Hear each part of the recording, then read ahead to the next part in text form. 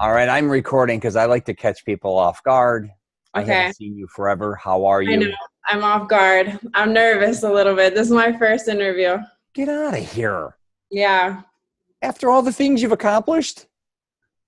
Oh, this is an honor. Thank you for doing this for me. Thank you. I'm honored. Why haven't you done any other interviews considering how much you've done? Are you intimidated? Are people intimidated? What do you think? I think I'm just not there yet. You know what I'm saying? Like, I think it's like that moment when you hit the stratosphere. Like, I call it the stratosphere of like that enter point. Okay. I think that I don't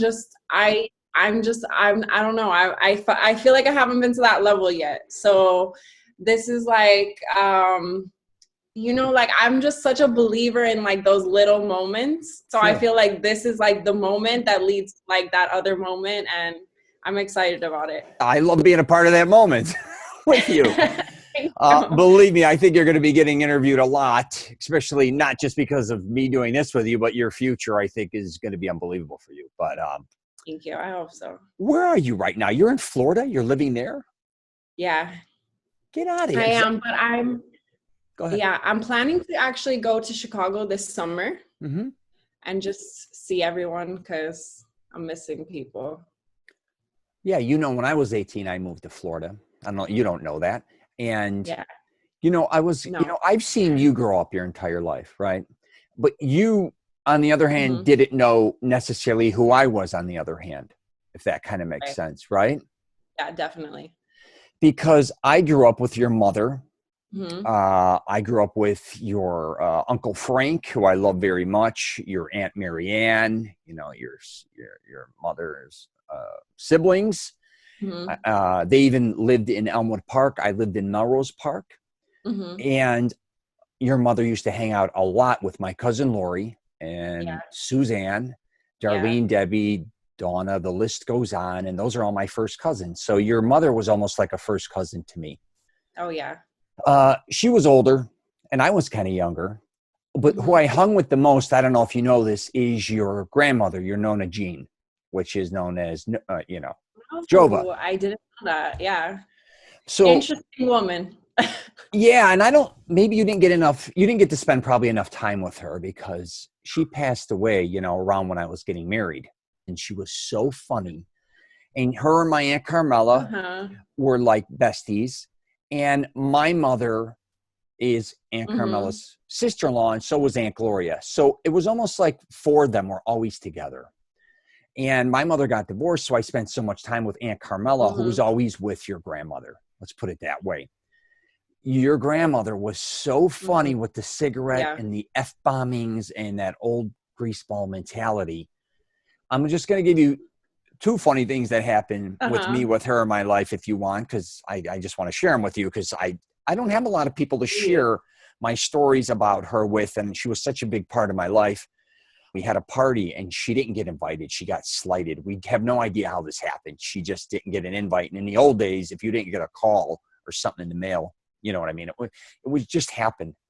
I was at my grandmother's house and she's an immigrant from Italy and we're all there. And your grandmother, I basically called her Auntie Jova, comes walking in with a cigarette. I'm in the kitchen and slaps me right across the face and said, how fucking dare you not invite me to your party? And I said, I didn't host the party. And I was like, what the hell happened to me? And everybody was in shock. And she's like, don't ever do it again. And Joey Celenza and everybody was there. They're like, Rich, we can't. I was like a young man. I felt so bad. Uncle Frank, your grandfather's there. I'm like, I can never do that again because I spent my whole life with her, picnics, everything. So one thing happened. Aunt Carmela used to go to the South Florida in Fort Lauderdale. Originally, they didn't have their own place. I used to go with them, and they used to use their neighbors or stay by Aunt Gloria's or whatever. So your grandmother started to go with them when they got their condo. And I would get phone calls because at 18 years old, I moved to Florida. My phone would ring or I'd have a message on my thing and it would be your grandmother.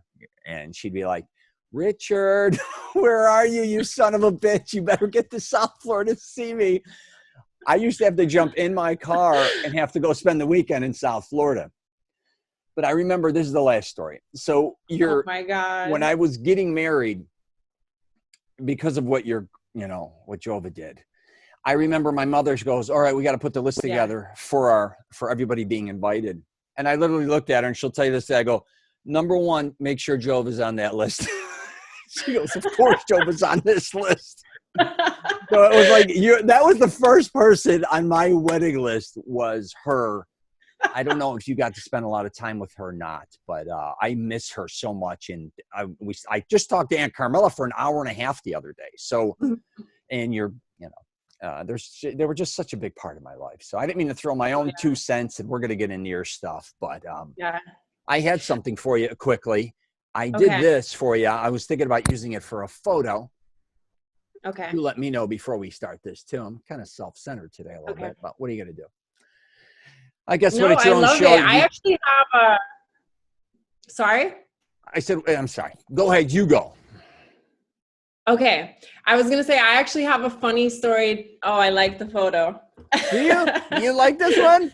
I'll keep it up there, but hold on. Before you start, I want to show people this because of your mother right there. You see her? Yeah. Yeah. So right here is your mother with my Uncle Joe, and we got to let people know this is a mural in Soldier Field. Yeah. And next to your mother is your grandfather, her father. Yeah. And, those were the good old days. I used to go to football games with your mother all the time. So. Yeah. Okay. Yeah, she was huge into it. Okay, so I actually have a funny story for you about your mom. Oh, Jesus. So, did you go to Krista's baby shower? No, not Krista's baby shower, just Alex's. Yes, I because picked it was up all women. Yeah. And so your mom had gone, and she had gone with Carm. And then afterward, we went to go see the baby, because the baby didn't actually go to the baby shower because she was, premature. So they didn't want her around all the people. And so we go to the house, and I was with them.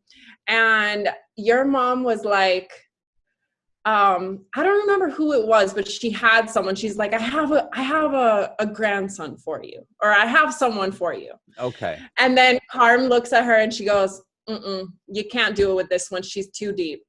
And your mom just looks back at me and she goes, but why you gotta be so deep? It's like she knows what deep is. She's old school. They don't know what they're doing. They think they're matchmakers. They think it's 1969. You know what I mean? Like they're going to fix, I got a nephew or a grandson. You got, they still think they're doing this shit. Oh, these women are crazy. So I didn't even mention who you are. Did I mention your name? I know, but I loved it. I thought it was hilarious. Oh, they're all hilarious. They love you very much. Oh my God, all the cousins, Jerry, Joey, all they do when we go to parties and I see you and they go crazy for Allie.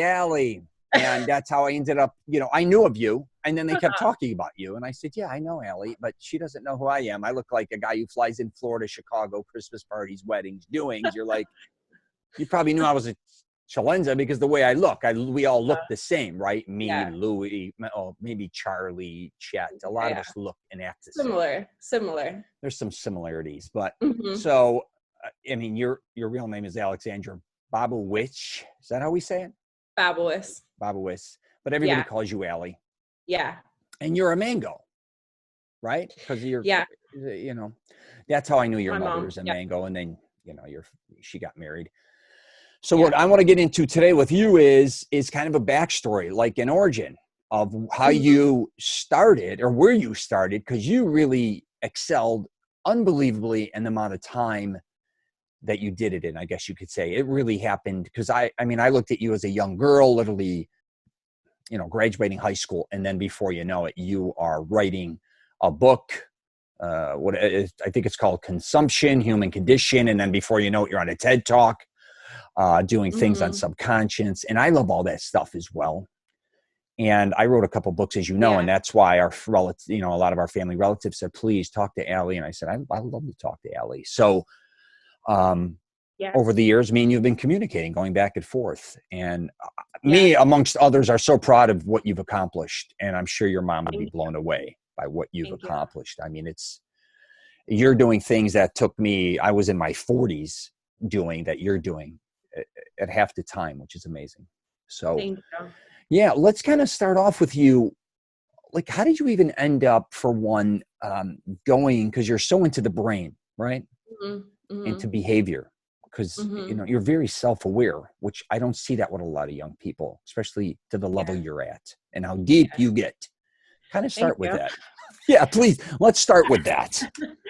Okay. So, well, I guess let me tell you from the aspect of like what happened in life, because I think that's really what got me to this point, I guess. So, I mean, as you know, my mom died when I was 16 or turning 16.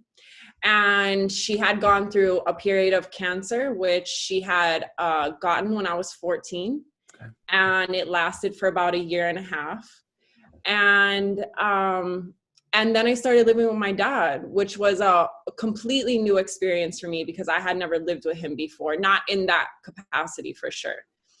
Sure. And I think just from that happening, like all those things in my life happening, it was almost like one point led to another, which led to another, which led to another. And for me personally, after the whole thing happened with my mom, like the day after it happened, I remember having this feeling of almost like, have you seen that movie Split with James McAvoy? It's like he's almost like a superhero, but he has all these different personalities and then all the personalities become one basically, and he becomes like this superhuman. I didn't see the movie, but I know the movie you're talking about. Okay. Yeah.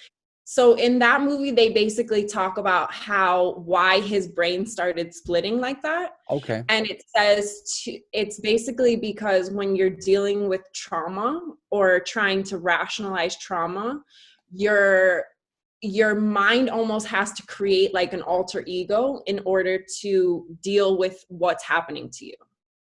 Really? So for me, yeah, it's kind of a crazy concept, and I think they're still testing a lot of it. But for me, that is what I really gravitate towards for my own personal experience. Because when all of that stuff happened with my mom and right after it happened, it literally like felt like my brain split really? into two. Yeah. And so I kind of just felt like there was this girl that was super logical. And then there was this girl that was emotional, and she's like my inner child, that emotional girl. Mm-hmm. But because I had so many things to deal with after my mom, that girl kind of just became a shut-in. Okay. And I kind of like turned her off. Okay. So I was just really dealing with the logical side of myself and really just, what does that look like? What is that? I was learning discipline. Like my father is a huge person about discipline and all of these other things. And at the time, you know, you don't like being disciplined. And I hated it. But looking back on it now, it's so crazy to me because I really do believe that me and my father were placed in this moment together in order for him to be able to train me for the next phase of my life. Interesting. Okay. Yeah. So after going through all of that, I had my, non-emotional self or whatever. And I was just functioning off that logical side. And then things happened in my life. I had feelings for a person. And then that kind of separated. And after that, I went through this period of, well, now I feel these emotions and how I didn't know how to handle it really, because it was like a 10-year period that I didn't have those on. So I kind of fell into this depression, and it was an intense depression, very intense for me, but it was the most enlightening experience of my life, because within this 2-year period, I started connecting all the dots of my life. And it's really like even before I feel like it started with my mom, in a lot of ways. I feel like she almost like gave her life almost as like how do I say it, like as like a template for what my life was going to become.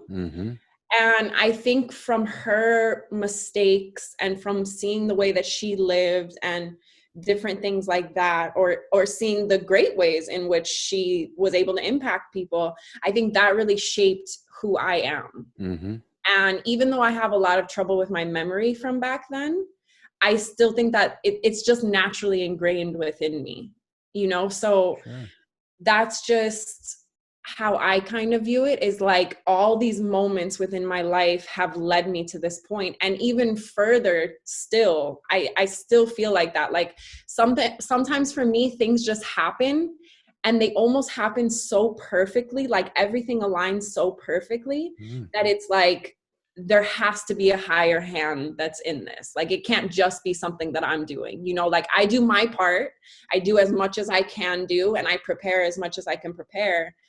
But still there's just that extra something that leads me always to that thing or that next thing. Yeah, that's pretty incredible. And your mother, like when she walked in, she had a presence, right? Yeah. She was so loved by so many. And she was very, my mother's like that too. When your mother or my mother, they walk in a room, they're kind of dynamic. And everybody wants to talk or be around them. Yeah. And I kind of grew up with my mother being the same way, kind of like your mother, with that big presence or like a family figure that's beyond just being a regular cousin, sister, sibling, grandmother. They're just at a higher level. And I think you were raised, I was an only child, and you were raised as an only child as well in a divorced household, correct? Yes. Mine divorced at 5. What age did your parents get divorced? I don't even know. I feel like they were just always divorced. Okay. I got you. Yeah. I honestly don't remember, but yeah, I definitely grew up with my mom, and my dad was always around, always. And he would like pick me up from school. We would have breakfast on Sundays. It was very much like that. But it was never like my mom was the parent. My mom was the disciplinarian. Like that was how it was. And then when I started living with my dad, that he became all of that. And I think for him, looking back on it now, that even had to be scary for him, you know, like during that time, I definitely only thought about it from my own perspective because I was 16. But now looking back on it, I definitely think like me and him both got thrown into this situation, and then we had to navigate it. And that's very hard, especially because it was like we were also learning each other and learning the different aspects of each other. So, I mean, we made it through. Right. And that's what that's what it is. But yeah, it definitely shaped who I am, for sure, 100%. Yeah, and you growing up, like I said, in a divorced household at a young age, you know, and being an only child too, you know, your mom's your everything. But you know, when you were saying splitting, or like a lot of what you just said to me kind of relates to my daughter. She had a liver transplant, and not long ago, she wanted us to call her Dallas, not Donna. She's named after Donna Schuster, her godmother. And at first I was offended at that. And then she said, I'm going to tell you why I want a different first name to be called right now in my life, is because I kind of known as Donna, who was somebody who had a liver transplant, somebody who was sick in their past, or all those things that I went through under that name or that umbrella. I just want to be someone different for a while, or just kind of just leave that behind for right now. And I never looked at it from that way. Is that kind of what you're saying as well? When you kind of split a little bit, did you have to say, okay, I have to live differently now, I have to behave, or I'm emotionally different, all these things? Is that what you're kind of saying too?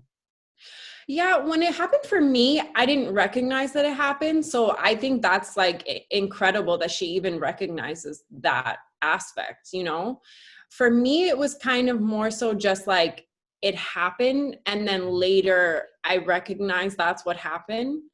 But I still feel that split. Like, I still feel very much like, I don't want to say that I feel like two people, but definitely like my emotions act one way and my logic acts another way.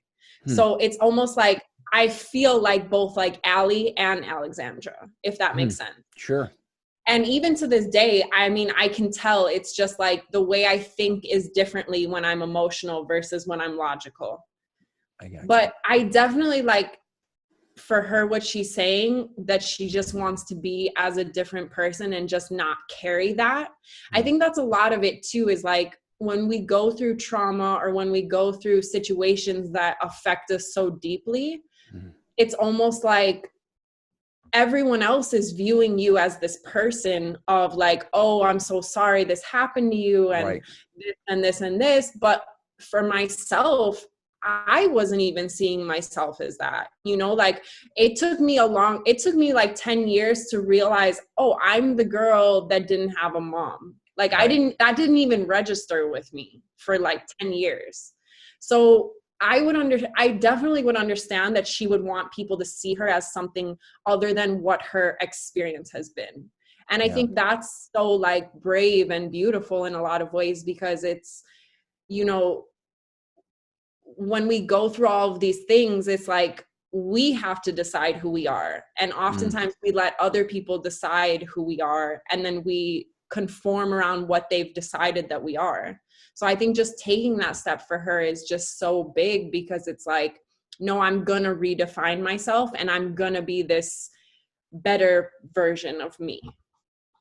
Absolutely. Not to throw her back in the mix, but I remember when you have a child that's sick, you don't always know how everybody else is perceiving you. It's always sympathetic, right? And then they start looking at her as if she's always sick. And I never wanted that. Yeah. In your case, now that you're older, I'm sure, and I do this in our family, when we talk about Allie, it becomes a little heartbreaking that she lost her mother. And you probably sometimes can acknowledge that, because every time you meet people, it's almost like kind of heartbreaking, because that's, after a while, how people perceive you.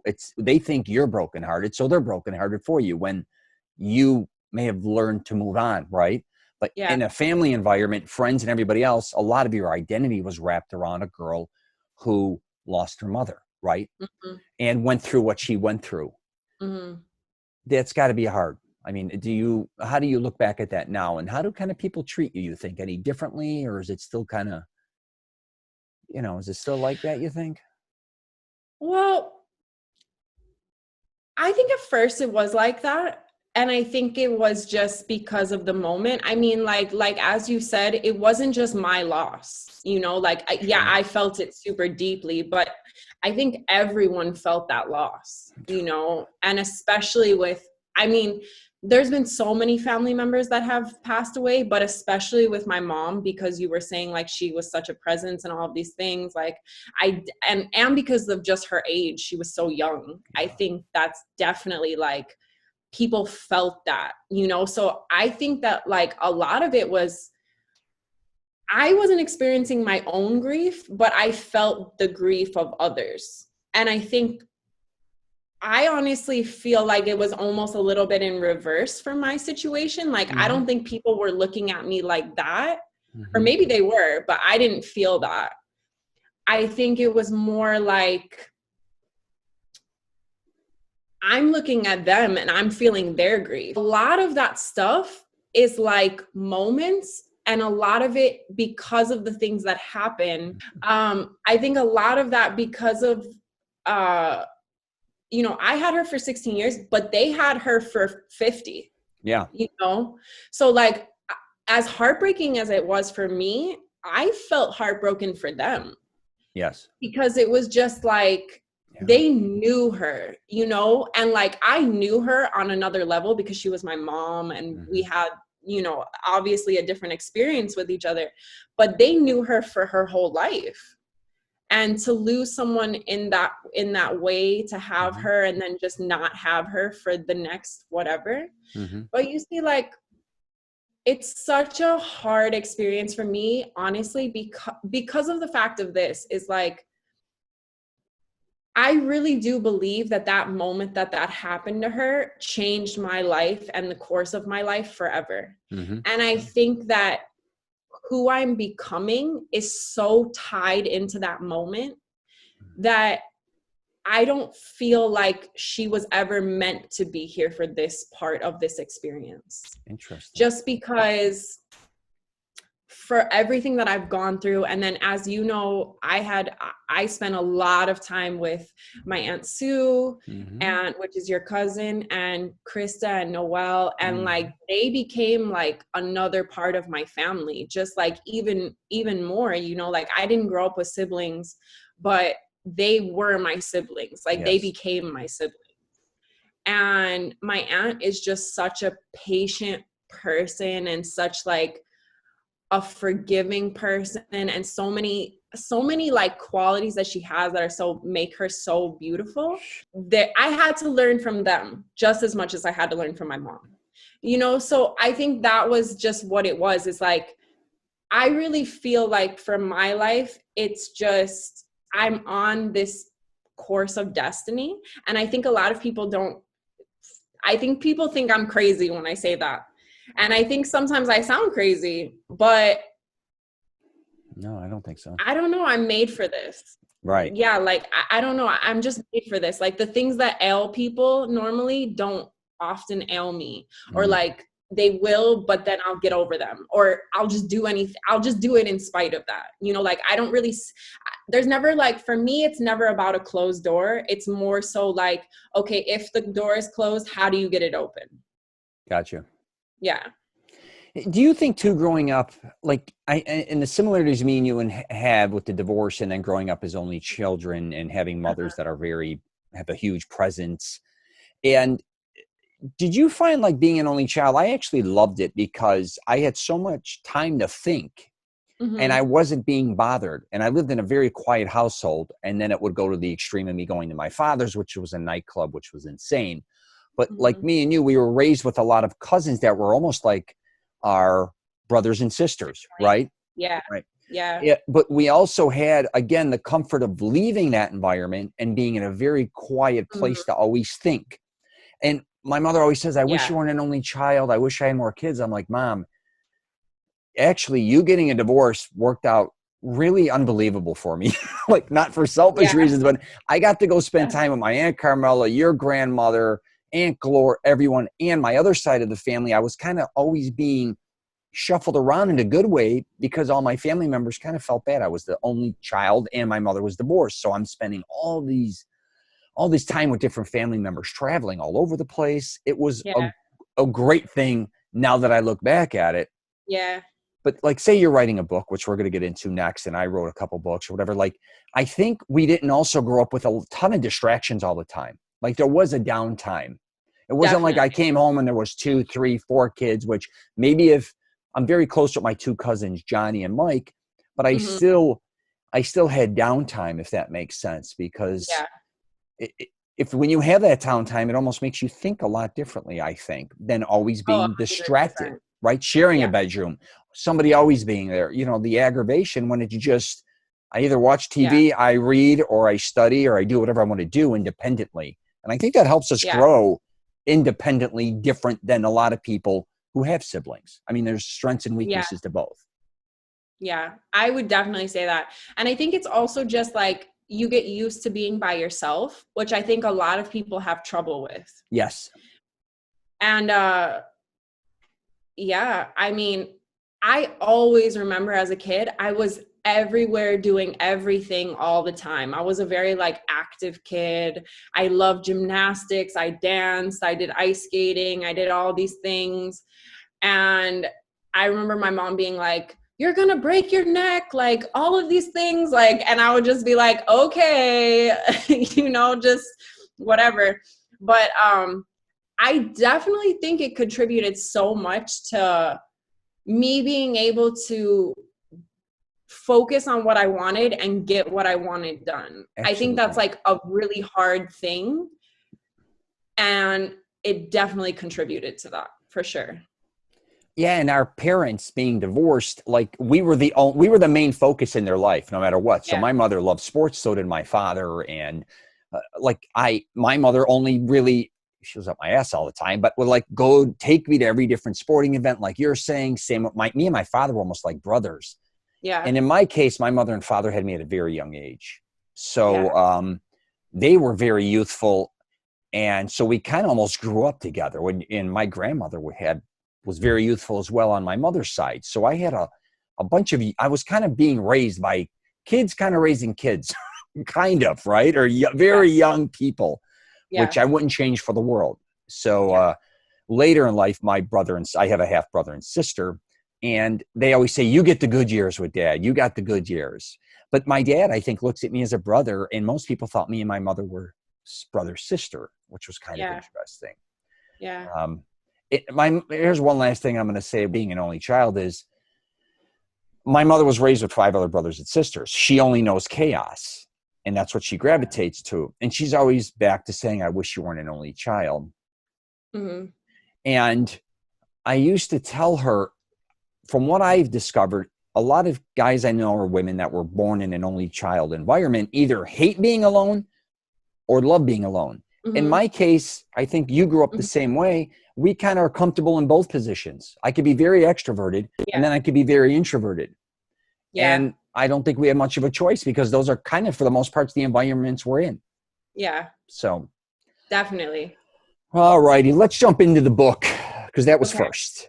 Okay. And so it's called Consumption, Human Condition. Mm-hmm. And this book was so unique. When you sent it to me, you not only got into, all different things regarding just the writing aspect of it, but you were doing things visually, with your photos, things in that nature. And even which we'll get into your TED Talk, you even display yourself into that, which was very unique as well, because I've seen so many TED Talks. That was awesome as well. So let's start with the book. When did you decide to write this book? How long did it take? And let's start right from there. Okay. So I actually started writing it in that 2-year depression. And how old were you? What I did in that depression. Allie, how old were you at that point, though? I was 20, I want to say 25, maybe 26.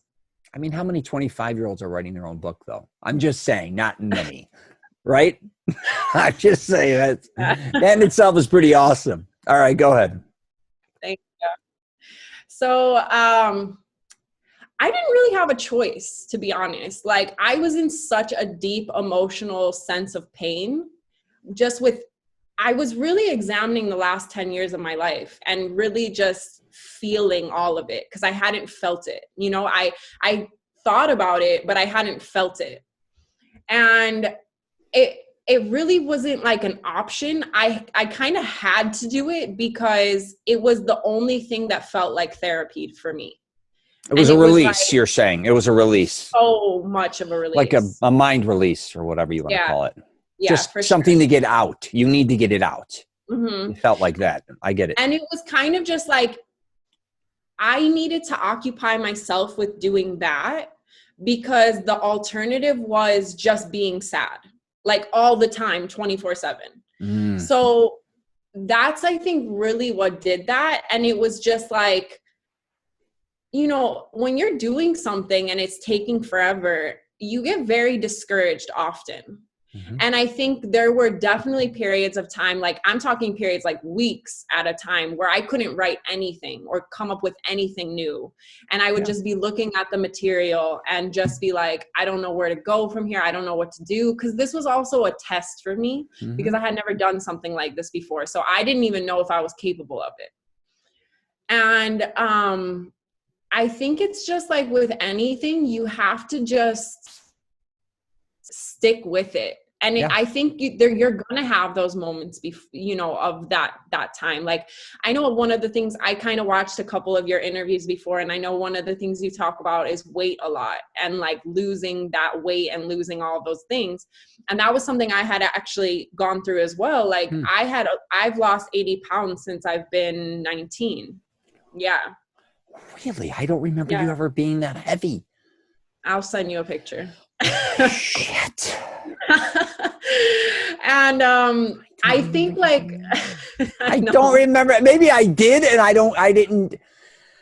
I just didn't. You know what I mean? When you're younger and you have kids and cousins and all these people around you, you just love them for who they are. You're not caught up in like when you get older. It's a little more. Yeah. Noticeable. I was such a kid during that time too. So it was like, it could have been, it looked like baby weight, but it was not baby weight. That was like emotional weight. And, you know, just even with that process in and out of itself, like I'm sure as you know, or anyone knows that goes through this weight struggle is like, you're gonna have those moments of like relapse is what I want to call it. For sure. And I have had months of those, you know, where it was just like, I still to this day, one of my biggest struggles with relationship wise is with my body. Like for sure. That's one of my biggest struggles in life. Most people in the world have body issues. Don't kid yourself. Yeah. I'd say 99%. I'm not kidding. I don't care what type of shape they're in, good, bad, fat, thin. Most people have that. So go ahead. Yeah, I got you. Yeah. And so it's just like, it's a constant struggle with that. But I think that's just, once I got over that weight hump to achieving this project and this book and even with the TED Talk, I guess. But yeah, so I just started writing it in this depression, and the design aspect was kind of interesting, like how I started putting myself into it, because this book in particular is very almost like a diary. Mm-hmm. So it was very much attributed to my life. And I think that's kind of the way I look at it, is more so like this book is almost like an extension of who I am, but the real business I feel like is me. Yeah. So I think that's kind of what I'm like always trying to do, is reinvent myself, but also explain the different things that I've gone through so that maybe other people can relate to them and have their own breakthrough experiences or have their own, you know, mental release. Breakthrough, whatever. Yeah. Yeah. Yeah. I remember when you were writing the book or you were talking about it, and I used to discuss, I think very quickly with you, things like some days are just going to flow. Like you can write 20 pages, like it's just coming out of you. It may come at midnight. It may come at 6 a.m. But that's when you really have to let it flow out of you. And the truth is, a lot of times you just hit a brick wall and it doesn't make any sense. Even when I wrote screenplays, I'm like, how can I get so much done in a month and then in 6 months I can't get anything done? Yeah. Even if I tried structuring it and forcing myself, because I travel a lot. So I'll be like, every time I get in a plane, I'm writing. Yeah. I'm writing, but it wasn't good. It was like forced. Now, maybe if I became a professional writer, which I wrote so many screenplays and books, I wouldn't say I'm a professional writer by any means, but I can sit down and kind of write a lot. But is the material worth it? Is it redundant? Right? That's what you got to. Is it new? Is it flowing correctly? Especially when you write a book, you got to realize from the beginning to the end, it's got to have a fluency to it. It's not just a bunch of shit all over the place that you're just coming up with that day. So I tell people, especially like you, and I think just keep moving forward, fail forward, but you have to start somewhere. Yeah. And in your case, maybe you weren't venting, but I do think a lot of people that do want to write or get things out, it almost is a form of venting. It's like you're talking to yourself, but you're releasing it through like a pen or typing it. Yeah. And it's very liberating, I guess you could say. And it also gives you a lot of freedom, because I think a lot of us carry all these things in our head to say, God, I wish I can help someone do this. I wish I can help someone do this. Or I wish I could share my story. And they never do it. They carry that shit, and then they keep talking to everybody about it. They never get it done. Mm-hmm. And once you do something like that, I don't care how good or how bad it is a release. Yes. Right? Is that kind of what you went 100%, through? 100%. Yeah, for sure. I also think that when you're writing something, and I've started to realize this, is almost like, it's almost something that like embodies you and lets it come through you. At least that's been my experience. Absolutely. A fluency. It's something's coming and coming out of what you were saying is like you were writing, but it wasn't good. I think that's when it's like, that's when it's you writing. But when it's really like supposed to be something, it's almost like something else is coming through you and you're just the instrument that's being used to do the work. Yeah, and a lot of when I say not good, I say keep writing. You can always go back, obviously. You're going to edit it 100 times anyways. People are almost trying to critique themselves before they even write it. Let it go a lot of, especially at the beginning, because you really don't know what you're doing, right? You just got to learn how to keep writing and get that information out. Yeah. And it's a long process. With me, with screenplays, because I originally was a horrible student, really. I was only good at what I really was focused in on. With screenplays originally, what worked for me was I knew all these crazy characters, family members, friends, and colleagues, and I loved and I wanted to incorporate them in stories, real and fake, I guess. So I tried to blend them even when I made my films. Right. My theory was I was escaping from reality when I was writing a screenplay. So all of a sudden I'm in my own mental movie, writing this and seeing it. And it was maybe an escape from work. It could be an escape from just my life in general. Not that it was bad. I always had a really cool kind of life, but I was always wanting to experience something different. And by writing, you kind of go through that. Even though, maybe even you writing about yourself, you're still kind of learning from, like you're writing things and learning about yourself. It's amazing. It's in here, but you're learning about, when you go back and read it, you're like, who wrote this? Sometimes, like, I do. Who taught you this? Like, where'd you learn this? You know, when you take a break. Well, that was very similar for me. I mean, I definitely am always in my head and I'm always escaping in there. Like in here, the world does not look like what this world looks like. Like in here, this world is like amazing. And I think it's just, I'm constantly learning how to get what's in here to come out. And that in and out of itself is its own struggle. But I definitely think it was an escape for me and just a way for me to, like I said, therapy. I think I just needed it. Like self-therapy. Yeah, definitely. I was going to say, and with the art part, that's just so a part of me. Like, I feel like I'm always thinking on that creative level. Yeah. And I like to push the boundaries, you know, for myself, because everyone has their own boundaries that they limit themselves to. Right. And I think what you were saying applies to everything, not even just writing, like that block and that happens to anything that you're trying to pursue. I think it's like, absolutely. People get stuck on the, oh, but what if? Oh, but what if this? Oh, but what if that? Oh, but this can't be. Oh, but that can't be.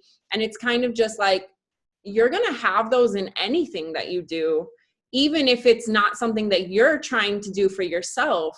But like, let's just say you get a job and then, you know, what if you get this raise? Or what if you get this promotion? Or what if you don't get those things? I think that's what trips people out on that a lot. And I really like just being that person that's like, no, you can do this. You can do whatever you want to do. I mean, it's hard. It's easier said than done, obviously, because it's like a constant thing that you have to live through every single day and just be pushing the bar. But I really do think that a lot of times, like, humans in general have this default that we limit ourselves on our capabilities and what we think is possible. 100%. And I want to break that. Yeah. In whatever way possible that is, that's what I want to do. And I don't even know if that answered your question. No, it's good. It's awesome, Allie. It's confidence, really, because I think a lot of people too, no matter, you were depressed, but you still had the confidence to go after it. Yeah. You may not realize that a lot of people, they can't be themselves. They're kind of always regulating who they are, I think, a lot of times in life. They're afraid to expose truly who they are. Yeah. With my films or my books, maybe I had the goofy confidence say, I don't give a fuck. Like, this is who I am. I don't care if my mother reads it, my grandmother reads it, my father, whoever. I don't care, friends, my colleagues. You're going to always usually get hit between the eyes. And honestly, your grandmother, Jova, I was going to say, she used to just have that personality, and I love that about her. She would call me every name in the book when I saw her in a funny way, and I kind of still do that to family members as well. Like, that's who I stole that. I'll call you a piece of shit. You're an asshole. You're a jagoff. All that stuff is kind of what your grandmother used to kind of, and Aunt Carmela, how they talked to me. Yeah. I knew them being, Sicilian, and them kind of getting in your face and telling if they were mad at me or happy. I always got the truth. Yeah. If people would just accept their truth and Yeah. say, and just kind of start somewhere, like I said earlier, just start, but be truthful. And so a lot of people want to write a book, but they want to hide half of what they really know or what they went through. Then that's really, you're kind of, you know what I mean? You're gypping yourself. You're selling yourself short.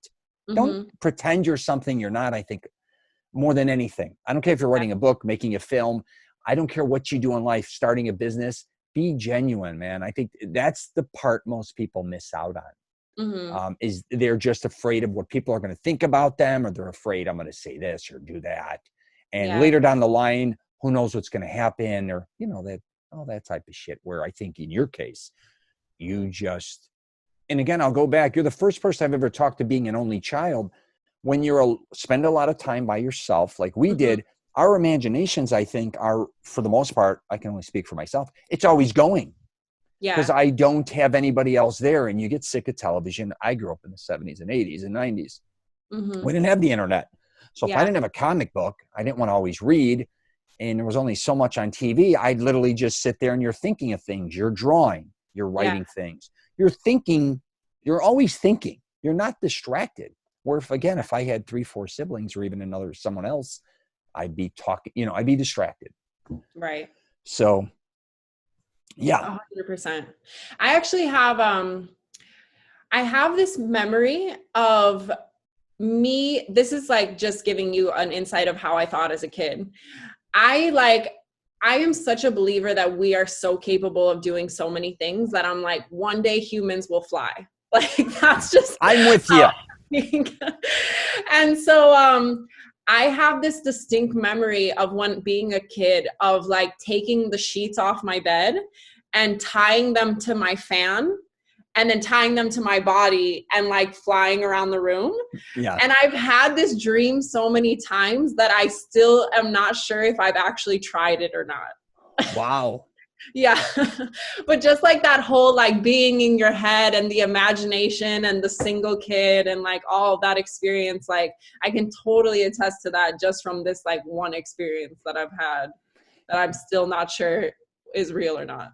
That's funny as hell. I tell people too, they got to realize whatever you're doing is going to take a substantial amount of time. It may take years or decades. Yeah. Like people want shit too fast. Like like a lot of people want to lose weight. That may take a few years. Do it slowly. Be consistent. Anything you do, you want to write a book, it's not going to be done probably in 6 months or a year or 2 years. It's the journey along the way. That's what counts. They don't think about that. They almost want to start it and end it and see what the result is. It's kind of like, you got to realize that's not how it usually works. Right. Maybe for some people, for most people, to do anything and get really good at it, or get results takes time, and a lot of people don't want to acknowledge that. So, so let's start with where can I get the book? Okay, so right now you can get it on Amazon. That's the only place you can technically get it right now. Okay.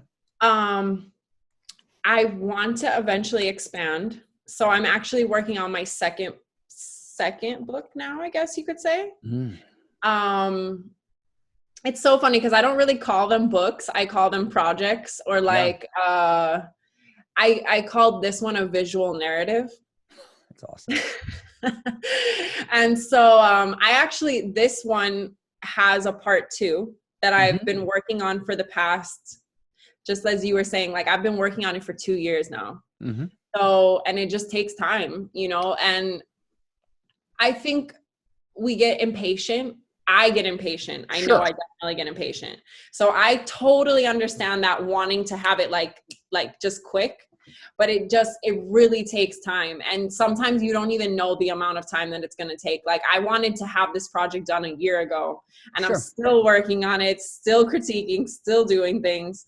So I hope to have that out soon, but that's more of a video project. Oh, nice. Yeah. And now I'm working on this second project, or second book. And this one is a different style than the one I've written before.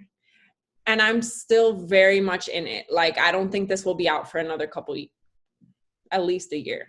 Gotcha. At least a year. But with that project, I really want to try and push to get it signed by a publisher if I can. Okay.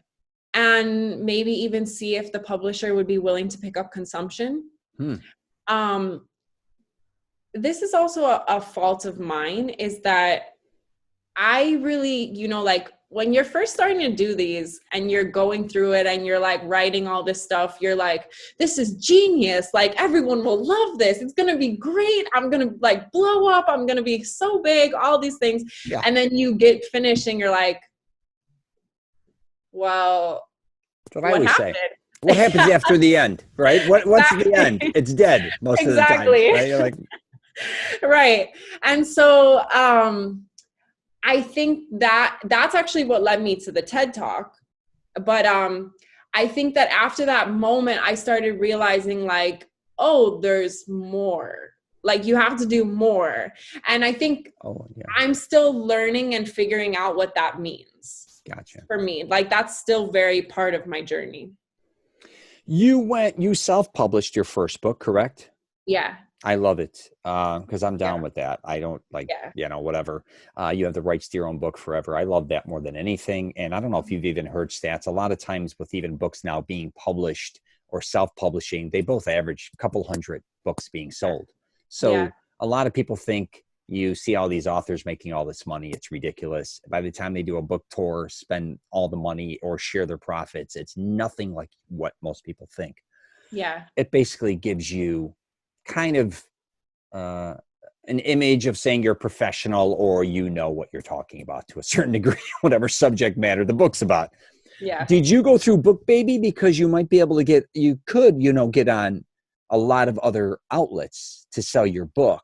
Right. I don't know if you... So see, that's the thing. That's where I'm lacking personally. Okay. Like I self-published. I haven't gone through BookBaby. Mm-hmm. I think you had actually sent me it too. Maybe like a while Yeah, I ago. think it'd be huge for you. Yeah. Because it's global. Yeah. It's global, and it's on Apple. It's everywhere besides Amazon. Yeah. Barnes and Noble. It's on Nook. You'll get it. Everyone could purchase your book through the outlet of their choice. I definitely need to do that. I've been so focused on the content that I haven't even really been focusing on promoting myself. And I think that's another part of the problem. So like this for me right now is huge because this is like, my first really promotion type thing. I definitely want to get to the promotion part. I think that's where I lack in knowledge and in knowing and in all of these things because I'm not very big on social media. Like I'm so bad at it, I think, that I need to like really amp up my game there. Well, you're somebody though who works really hard on content. Mm-hmm. Maybe you getting someone else, and a lot of people can't afford to get somebody to help them market on social media. They can't afford the expense of social media and all that. And I get it. Right. But if you can maybe team up with someone who takes on a small aspect of your social media, because like I said, you're not a type of girl who, hey, look at me. You're not posting things every day of you, pictures here, there. That's not you. You spend most of your time thinking, studying, researching, writing. Yeah. You are almost like, you're like an old soul. You're kind of an old school writer, right? You want the material to speak for itself. Yeah. You're not all show and all shit, right? A lot of people are all showy and their materials, it's shit, right? They don't have much to show, but you would think they're geniuses and all these different things because they have great photos and they pretend to travel all over the world and they're doing all these book signings and this and that, but they're broke and no one really is reading their materials, but they have an image of maybe being so much bigger than they are. Mm-hmm. In your case, that's how you wrote a book in the TED Talk you did. You spend time on material. It's very rich and inspiring. It's so we're not everything. A lot of people can't be everything. I think you're smart too, because you are great at focusing on one thing and getting that done. And that deserves a lot of credit. A lot of people won't do that. They'll say, I'm going to write a book. They may start that. Oh, I'm going to do a YouTube channel. Okay, I'm going to do that. Okay, maybe I might do a podcast. Okay, maybe I'm going to, whatever. I'm going to start my own clothing line. Maybe I'm going to go into media, or maybe now I'm going to do marketing. I think you are always so honest to yourself, genuine, and you follow through. Thank you. Yeah, and you don't have to get, like I said, if you spent so much time maybe on social media, you wouldn't have gotten done what you got done either. If that makes sense. Yeah. You're back to distractions again. So there's strengths and weaknesses in all this, I think. And believe me, I'm not no master of any of this, but that's what I've gone through in my life. Yeah. I've been able to, I kind of just follow my energy and say, you know what, if I feel like doing the YouTube or someone convinces me to do it, I'll do it. I'll try it out. If I want to stop, I stop. I want to do a podcast. I want to do it my way, and I'll do it how I want to do it, when I want to do it, with who I want to do it with. I don't give a shit if I get 1 like or 50, because I look at these as how much I'm learning about the person. And I hope maybe they can learn something from me as well, I guess. Yeah. I think you're great at it, honestly, too. Like I saw a couple of your podcasts. I mean, I saw a couple clips of them and I really liked it. Like, I love the questions that you ask and the way you interact with people. I think it's great. Oh, thanks. I just genuinely, I have an interest in the people I'm talking to. I think it's half the game and it's not a bullshit thing. Because I do get hit up a lot from others wanting to be on the podcast, or I know a lot of other people. I mean, I know thousands of people, but I'm like, don't take it personal. I'm not interested in whatever you're pitching. And it could be even a book about whatever it is. I'm like, I'm sorry, I'm not going to probably read your book, nor if I was in Barnes and Nobles, because that's where I hang out. And it's not to be mean to them, but I'm not here to pitch your product. I'm here like this. If I sat across from you at Starbucks in Park Ridge, hypothetically, me and you, this would be the conversation I would love to have with you. Right. This is the one I want. We're always at a family get together and everybody's having a blast and everything. But I'm like, with the podcast, I genuinely get to sit down with someone and just talk about things that I may have not before. So, yeah. All right, let's jump into this damn TED Talk, because you blew me away with this. And I think you blew a lot of people away with this, and you did such a great job with this. So how did this come to be? Did they reach out to you? You reach out to them? So this is actually a crazy story. And this is where, for like anyone that's like, the universe will help you and all those other things, like this is that story for me. So after I had finished the book, I was kind of on this, like, not knowing what to do, where to go next, I wasn't even in it. And so I wound up speaking with my dad, and he was like, and let me just forward this by saying that my dad is like, he's frustrating, but he also will try to help me if he can. But he also, like, we have communication issues sometimes. Yeah. But he was actually the one that was like, you should give a speech. And he didn't know anything about TED Talk or anything like that. But I heard him say this and I was like, like, where would I give a speech? What would I do? Whatever. And so I actually, after he said that, wound up writing the speech. Like, didn't know anything about TED Talk, didn't know anything about that. Like, I just wound up writing the speech. And I was like, if anything, I'll just film myself, like this. And then I'll just put it on YouTube and maybe, people will like it. So I wound up writing this speech, and it was a deviation of the book. Like, it was about the book, but it was about a specific part of the book that I just expanded upon. And I wound up writing it. And then I wound up going to, it was like this convention that I wound up going to with Krista and my aunt and Bruce. And so Bruce winds up telling me at this convention, after I had written the speech, he was like, Ted has this, because I don't even remember how we started talking about it, but we were talking about like the TED company. And he was like, they have this TEDx program that's basically for local communities and colleges and all of these other things. And he was like, you should look into it. Maybe you could give a speech there. And I was like, huh. And so literally we talked about it. In that moment, I look on my phone and I'm like looking at this organization, and they have this list on TEDx of all the colleges that they're doing, because they set it up for like a year in advance. Sure. They have it all programmed and everything. So they're like, all of this here is, we have it here. And I found that they were having one at this university in Florida, and it wasn't my university, it was a different one, but it was closed. And I wanted to reach out to the guy and be like, is there any way that I could apply to be in this and to maybe give a speech? And he wound up writing me back and said, I'm sorry, but all the applications are in. We already have our list of applicants and speeches and how it's going to go. We're not going to be able to take you. So I look on this list again, and they wind up having one scheduled for my university that I went to, which was crazy. And what was even more crazy was it was only the second year that my university was putting it on. So they had only done it one other time. Mm-hmm. And the day that I wrote the girl, it was crazy because they didn't have an email address on the TED website for this girl. And I still had friends that went to the school. And when you go to the school, they give you the whole contacts list.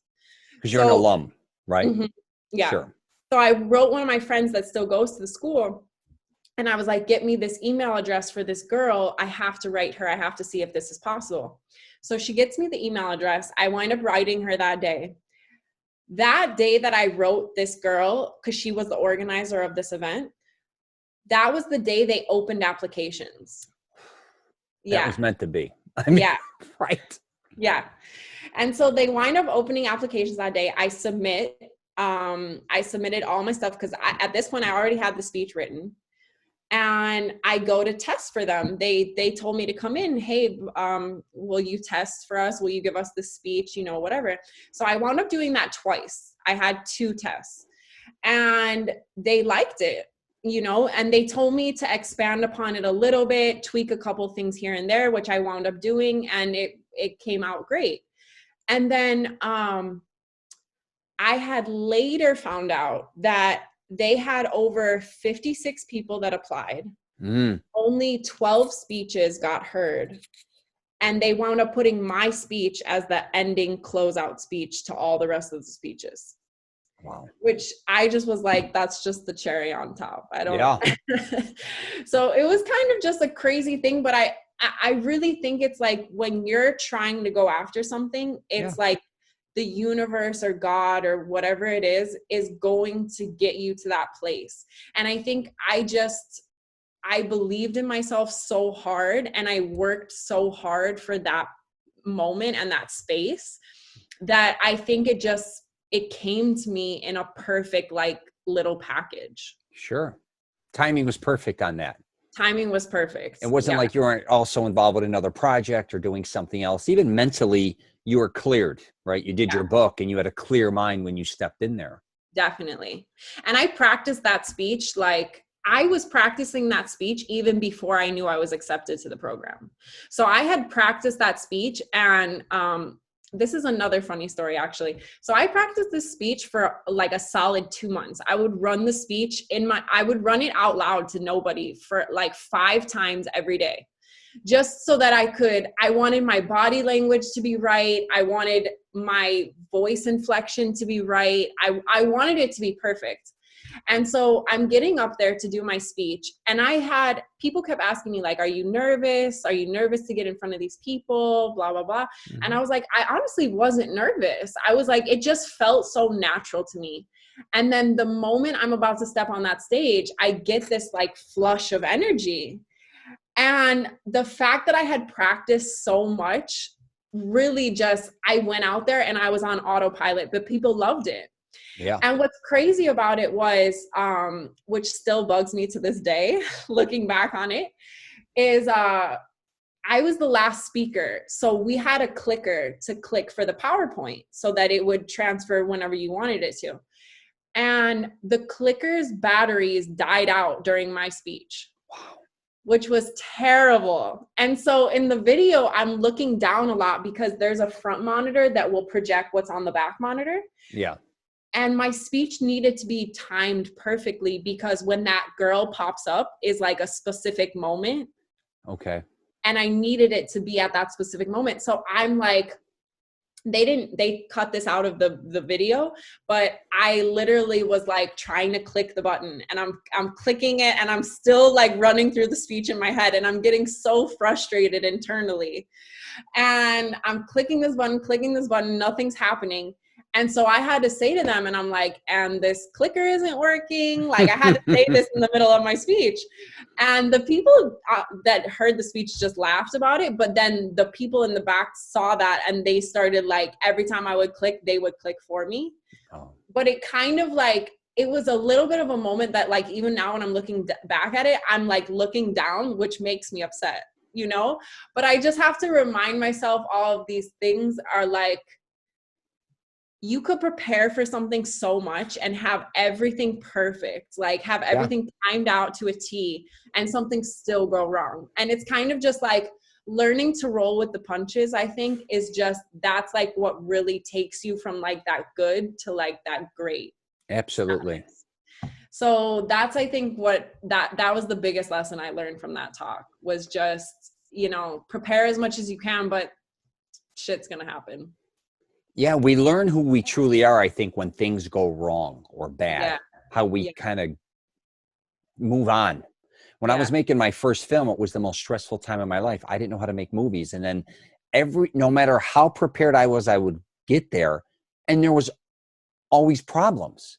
Yeah. And it was things that you had no control over. It could be weather, it could be people, it could be attitudes, it could be location, lighting, all these different types of things. I went crazy with my first films. Then when I did my second film, I said, you know, I know there's all these problems, but my job is to solve problems. Yeah. Right? No matter what comes along. So you have to take on the attitude to say, hey, I'm going to make another film, but instead of it making me crazy, I'm going to have fun with it. I know all these problems are going to rise, but I've never gone before that with my first film. You know, when you work a job or anything else, for the most part, you know what's happening throughout the day. Yeah, you may get frustrated with an email or frustrated during a job, but you get over it kind of quickly. But when it's kind of your own personal thing and your own development and creation, you in your mind think about it 100 times, and you get there, you expect it to be one way, and then you're like, it's not going to be this way. It's gonna be the way it kind of like I fight through it to get it as close as possible to the way I want it. But I could relate to that. But you conquering that, and those are what make you. I always say, when your back's against the wall, that's truly who you are. When things are going good, everybody's fun and cool and has a great time. But when shit hits the fan, you want to make sure it doesn't hit you. You know what I mean? Yeah. Oh my goodness. Yeah. Oh, so where's TED Talks on YouTube? I just watched it to kind of refresh last night, and I stole this picture, as you could tell. I kind of created my own picture. Yeah, I love it. Dude, I thought that was a good one. I went through a bunch with you. I had you over on the Miami side. Then I had you in front of Ted. And then one, your eyes are closed. One, your hands were this way. And I finally did this one this morning. And I thought that one looked really good. It's, you know, with the Ted. Is it cool? You want me to use this photo, or do you have another one for the cover photo for YouTube? You could definitely use that. I gotta think about that. I gotta think about it. I'll send this to you. Okay. And yeah, that's great. So you told us a little bit about what you're working on now. What do you think the future for you is going to be? Just another book, you think? And then? Well, this is where I'm sounding crazy a little bit, but I want to take it all the way. Like, I honestly, the way I view myself is like, I view myself at like the level of like Beyonce. Okay. But for what I'm, I love it. Yeah. What the hell? Why not? Yeah. So, but like for my own you know, Yeah, your own thing. You're not a musician, hypothetically, exactly, right? Yeah, right. right. You're not. Yeah, I got you. So, but that's like definitely the status that I see myself at, or like that's the level that I'm looking for. And like, uh, I I want to make history. I've always wanted to make history. I think that that's just like the biggest accomplishment in life is you know, leaving your mark upon this world even after you're gone. I've had like a lot of encounters with death, not my own, but just with other people and all these other things. And I've, it's not something that I fear, you know, like I think a lot of people get tripped up on a lot of things because they're afraid of all of these things, and death is a huge part of that. But I think for me, I don't even see that as something like, I'm such a believer. Like, I guess I have so much faith, which is kind of crazy because I wouldn't even call myself super religious, but I have just so much faith in the fact that everything is going to work out. And I'm kind of like, even if you don't see a step, if you take the step, one will appear. That's how my brain is always processing. Yeah. So I just am like, I really do see myself being at that point, Yeah. you know? Listen, And you got to say it. If you don't believe it, then nobody else is going to. And like I was just telling you earlier, say what you believe. Like the best thing is you being genuine. Yeah. Right. Yeah. Actually, Carm told me this funny thing. We were all, this is funny. So we were all at the condo, and she knows I love Beyonce, but she was just like not wanting to hear about this at that moment. And so she goes, look, also she calls Beyonce Beyonce. Okay. And she's like, look, Beyonce is here and you are here. And I was like, that's that old greaseball stuff. You know, the Italians always want to kind of suppress us to make us like, you're over here. I was like, thank you for the humbling of me. Thank you. Yeah, right. Yeah. Oh, yeah. That would have been, I could see that 100%. You should have seen the stuff I grew up with my Aunt Carmela, what they used to tell me. And they were our entertainment back then. You got to realize we didn't have YouTube, and we didn't have, we had for sure. 3 television stations. I'd be drinking, espressos with my aunts at midnight and your grandmother and my cousin, smoking cigarettes, all Italians.